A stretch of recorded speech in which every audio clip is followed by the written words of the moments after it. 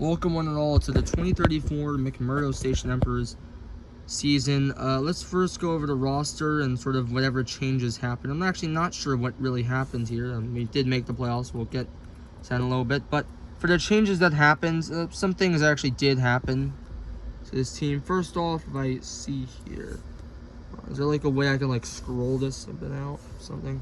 I gotta figure this out, sorry. Oh, because I want to see where everybody's from. So we had two players that we picked up in this year's draft, the two bottom ones here, Evan Johnson and Michalski, or really last year's draft technically. But yeah, obviously I don't think these two players are gonna be anything too insane, but that's not really the point. They're just there if if any of them become really good, who knows. That being said, we do have a bit of a shining star, Reese Bello. I don't know if he's gonna continue to progress like this, but he went up plus 11 overall points and plus 6 potential points. I do hope he continues to do that, but I don't think he will. He's probably just going to be a really good player off the bench. I doubt he's going to stay to the same extent of a player like DeHaan. Or actually, DeHaan is declining quite a bit now, so I'm a bit scared about that. But Swinton, I think he's actually been with us since the beginning, so that's good for us, I suppose, to have a player. We've actually had him basically since the beginning of the save. That being said, he's no longer who I'd consider the best player on this team. That would go to Gerard Swinton, with his 77 overall, 81 potential. And then Rosario's also pretty good. I mean, like, Swinton might win MVP. I don't know. I mean, if he does it back-to-back, that'd be pretty crazy. Outside of that, we also did sign two free agents. One of them is ironically named Chad Merchant. I just thought it was funny. And yeah, he was a free agent signing. 49 overall, pretty good, I guess. After that, there's then Harry Williams, who really didn't do much at all with us. Chad Merchant did actually as much as he probably could. I mean, he is off the bench, and he did play all the games, but he wasn't like too crazy, I guess. So there's that. Harry Williams was not too good at all, I'd say, but whatever. That being said, let's head into probably the playoffs here. Or I guess I'll go over who else made the playoffs. I guess I could just do it here. Copenhagen once again actually did not do the play-in, which means that our repeating thing of getting the play-in team to be whatever team we took on in the finals is actually not going to happen, because Copenhagen are who we took on in the finals last year, and they're still the second seed. And they also gave us, not only that, they gave us a good run for our money as well. Actually, I think it was decided pretty close to the end of the season this time who would be the first seed. We did still win it, of course. That being said, we have Amsterdam and Seoul in the play-in tournament. And then we kind of take whoever wins here and whoever loses here.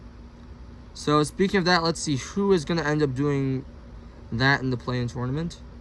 It ends up being Amsterdam, who is going to win. So they're going to advance to take on Copenhagen. Which means now we have a good chance to get Seoul again, or we could get Quebec, who are actually the lowest seed. We'll see what happens here. And Seoul wins, so we are going to take over Seoul at some point. They're not a bad team, I guess. They were actually a bit disappointing, though. They brought in a lot of players, and they still could not really do a whole lot. I'm not sure if their players just kept getting injured.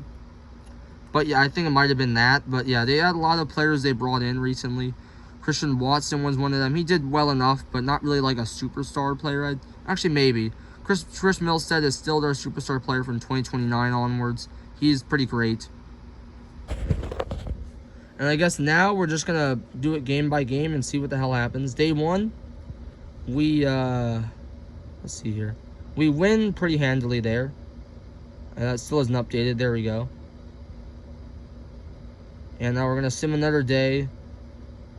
And looks like we won again. It just showed up. Yeah, it's on a Chromebook, let's be honest here. It's not going to run too well. And we do sweep Seoul. Heading into our second straight finals appearance versus the Copenhagen Cyclists. This could be a bit of a close one, so let's hope we're able to win again. First game, we win pretty handily by 21 points, 100 to 121. Next game is also a win. That one is also like pretty much by the same amount, kind of, not really, but whatever. Next up, game 3, we win, and it was a bit closer though, so I'm a bit scared that we might be running out of steam, but I think we'll be fine. And yeah, we sweep both opponents again. Who would have thought? We also do win the Super Team achievement, because I don't know how it works, and I'm not really going to check at the moment because it sends me back to where everything is. That being said, let's look at the All-League teams first. Or I guess we'll look at the finals MVP, ended up being Gerard Swinton, who would have fought.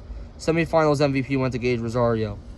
All league teams, you have Gerard Swinton, Daniel DeHaan, Gage Rosario making the first team. I think everybody else, no, Bob O'Brien was on second team, and Austin Goodry on third.